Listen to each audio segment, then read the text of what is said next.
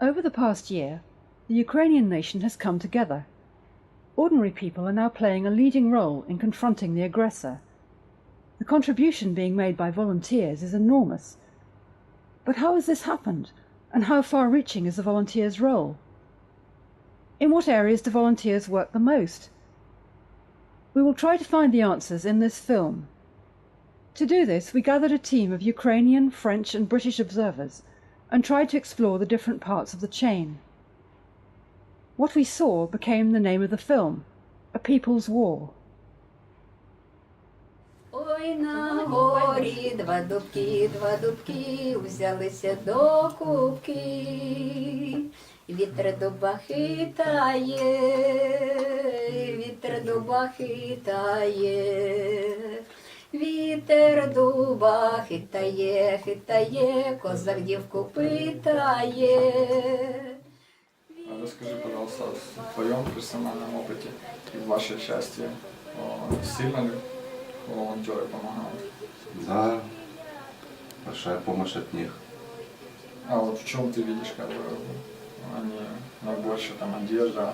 Одинаково, что одежда, что питание, одинаково стараются. Обувь, чем по максимуму могут, тем и помогают. А местное население поддерживает вас? Больше половины нет. И там, Потому как что- бы, это ты имеешь в виду их отношения? Да. А как-то они волонтерски помогают там продуктами, чем-то? Все равно стараются, да, что-то остается и им. То есть вы... Подвозят, да, и с тем же и хлебом, и с тем же и консервами, и всем. А вот когда волонтеры, откуда у вас в основном к вам прибывают? Львов, Тернополь. Ну, в основном западная сейчас. Потому что там все в основном оттуда. А ты сам в армию попал добровольцем или по мобилизации? По мобилизации. И это как бы часть регулярной армии. Да.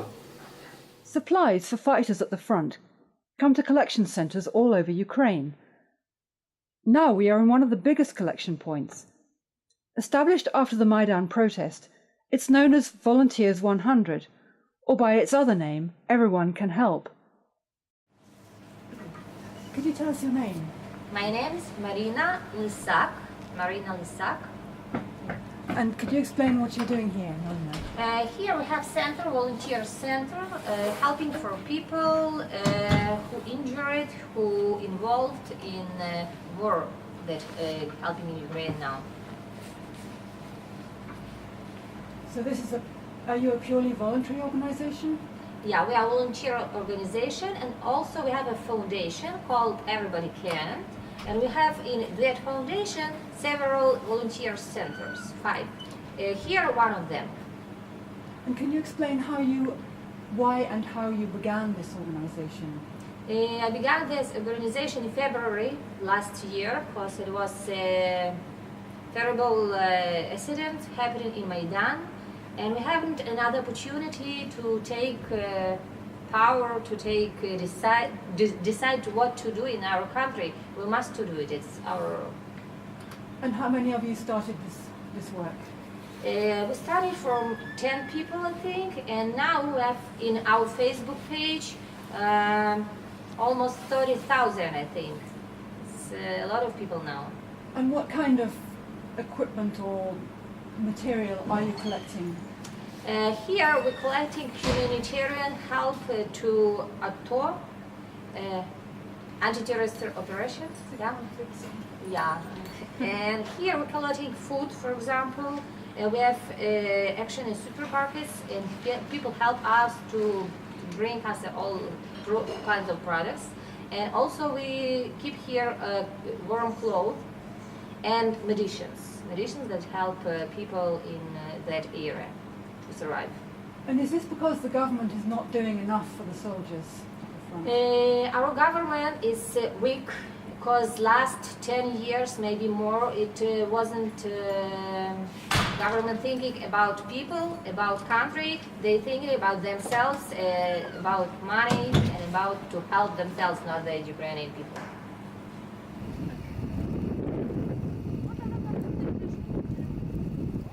There are also a lot of private initiatives created by ordinary people, and this kind of action is growing.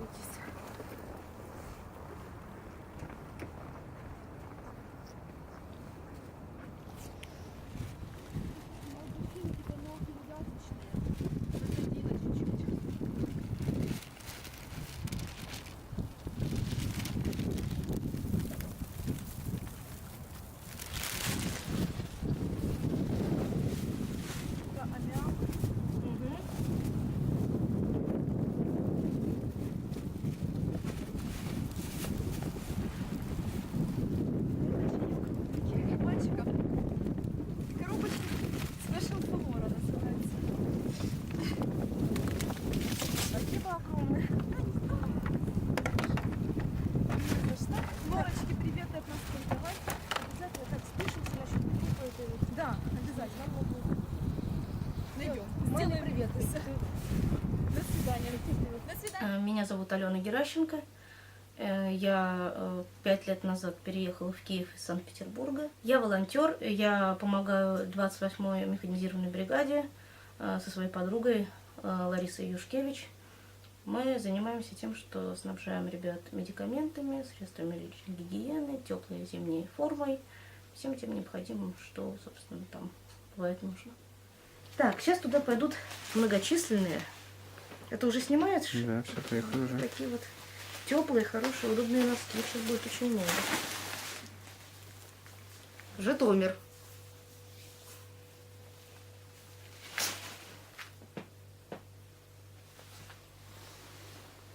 Не на мой рост. О! Это противошоковые. Это какие-то уколы. Да, это прямо шприц с инъекцией готовой. Это если очень серьезное ранение, боец может сам себя обезболить, и это спасает жизнь. То есть, чтобы человек не погиб от болевого шока. Да, вообще это большая редкость противошоковое лекарство. Да, я даже не знаю. Вот это все очень дорого, и это очень тяжело достать. Вот. Стоп, это нам надо еще в пузырьки упаковать. Вот.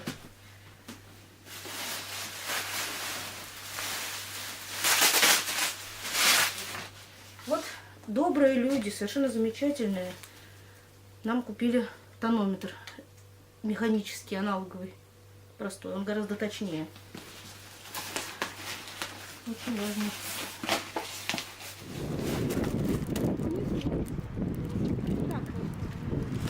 Как будем носить? Ага.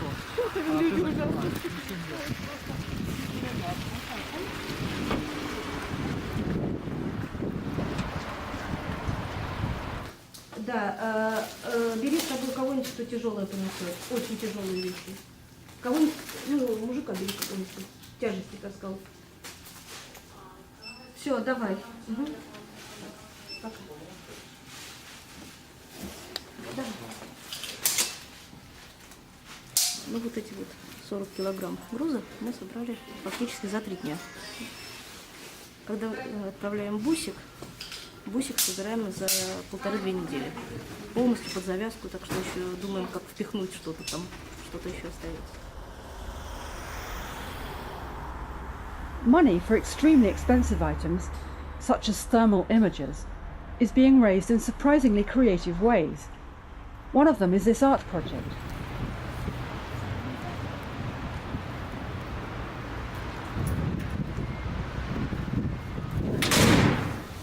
Это можно не закрыть.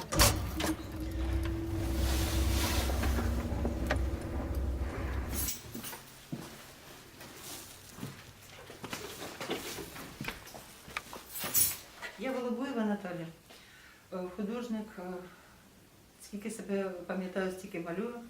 І це зараз ми будемо в кінці січня, 30-31 січня, в музеї краєзнавчому в Києві відкривати виставку цих моїх робіт. І основна тема, яка там має прозвучати, це перевтілення цих живописних робіт в медикаменти, теплі куртки, допомогу воєнним. І якби так звідти ці дошки прийшли, і туди вони і повернуться у вигляді нашої допомоги. Для мене це теплота жилого дому, яка може бути знищена тим, що знаходиться всередині. Вона дуже така тендітна, ця теплота. Вона дуже, як це, раніма якась. І це Вразливо ти маєш на увазі? вразливо. От тут сидить наречена, чекає, так? І обличчя вони не радісне, напружене обличчя. І от що буває, коли цей снаряд працює. Тут уже кольору немає. Тут уже тільки трагедія. Ну, якось, ну це можна було б, навіть якось зберегти. Яким чином, я не знаю. Оце в мене другий ящик такий великий, снарядний.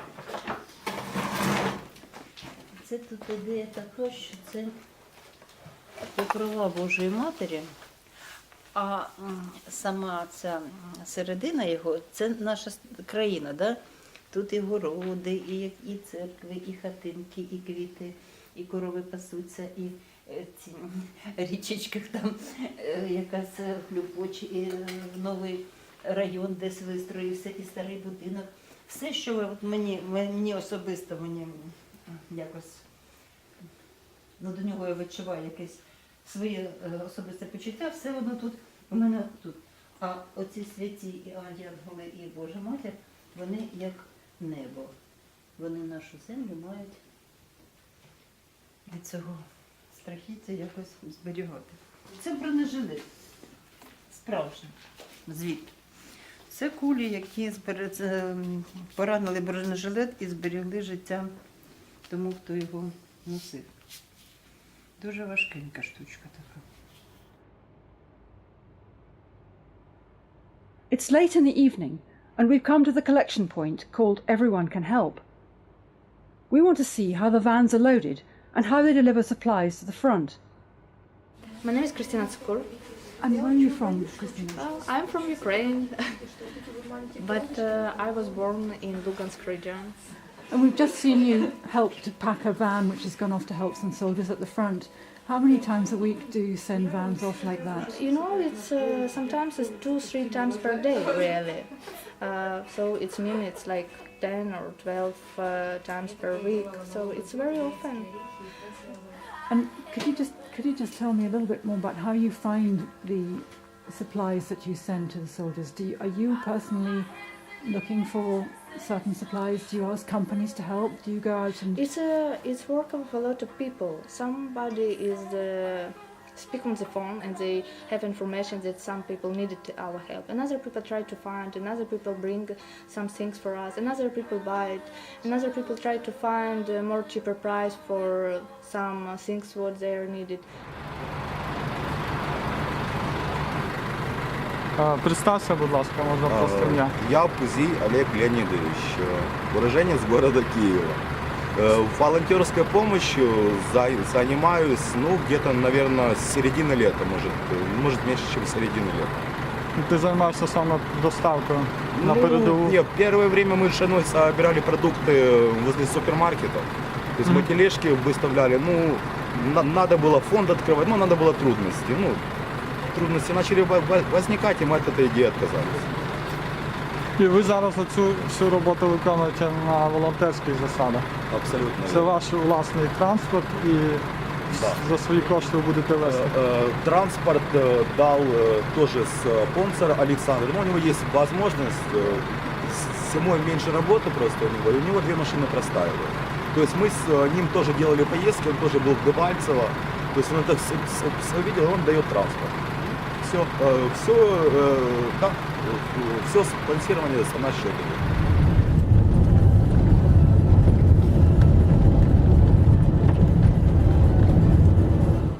We went to the war zone in eastern Ukraine.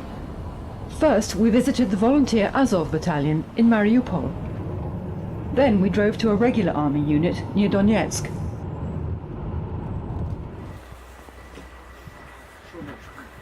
My name is Zhenya. Yeah, I'm from Crimea. Okay. Yeah. How old are you? I'm 21 years old. Today truly it's like, just against, like, when something like this is happening in my country, I just cannot stand behind it. It's like sitting on watching TV and Russia is bad or something is bad, Actually, we're interested about volunteers, and it's really, I got a really respect to these people, because they're civils. Like, I actually was civil too, but like they're civils and they're like risk their lives to help us. They're giving us, it's everything. Everything in the beginning of this war, it was everything that we have. Again, government give us only guns and okay, let's go, guys. It's like everything every supplies and food and other stuff we get from volunteers, you know. I see. Yeah.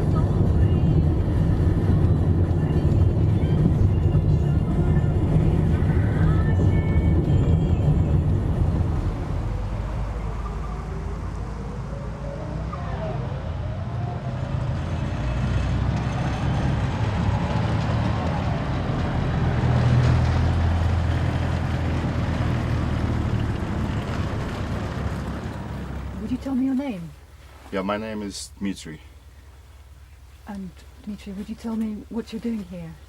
Well, I'm mobilized and I'm fighting for my country to keep Ukraine as one piece, with all to keep all the territories, and to fight against the Putin's aggression. And are you with the Ukrainian army or with a volunteer group? With the Ukrainian army, regular army. And how long have you been with the army? Right now for almost 3 months. And could you tell me what you were doing before you joined? Before I joined army, Yes. well, I was working as a manager, and I was doing with the door furniture, like doors, locks, and so on, all this stuff. That's my last job. And but this is not your first time in the army, to serve in the army, I believe. Yeah, I had my 1994 to 1996. I had my regular military service, and April 1996 to November 1997, I was as a UN military in former Yugoslavia for more than 3 rotations. And do you think the situation that you're in now today has it any similarities with what you were doing for the UN? No, to tell the truth, that Yugoslavia mission was quite calm, and by the way, it was the only UN mission which fulfilled all its targets, not targets, but the what it had to do. We've heard a lot in Western Europe about some of the volunteer groups who have been operating in the east of Ukraine. Could you tell me, do you work in cooperation with these groups now? How is your relationship with those voluntary groups? Yeah, for sure. That's the volunteers are the main force that actually support army. I mean, most of the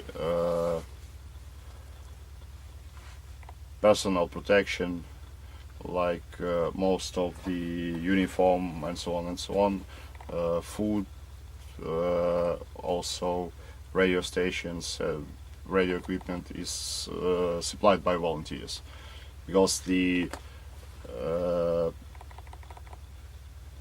army or Ministry of Defense, they maybe don't have an opportunity to supply all this stuff, or maybe they don't have finance, or I don't know why. But that's the, and So we are very grateful for that help. Right, so sorry, I'm just going to recap here, but so Yeah. you're with the regular army, and yet most of your auxiliary support comes from volunteers. You're saying your food, your medical supplies. Most of them, well, actually, the Ministry of Defense, they supply, but they supply us for some ancient, very old standards and so on. Now this conflict, we live in the modern world, and it has its own rules and so on and so on. The equipment they supply, the uniforms and so on, they are not comfortable, they are not in practice, you can cheer it in 5 minutes and so on and so on. And what is supplied by volunteers, mainly it's used stuff from Western countries, from NATO countries, but it's of the better quality.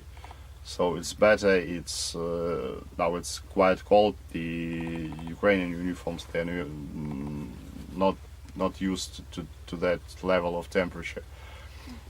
Because outside it's in the daytime it's -6, -7 now, and at night it's -12 degrees Celsius. Yeah, a few days ago it Extremely was up to 22 or degrees below zero.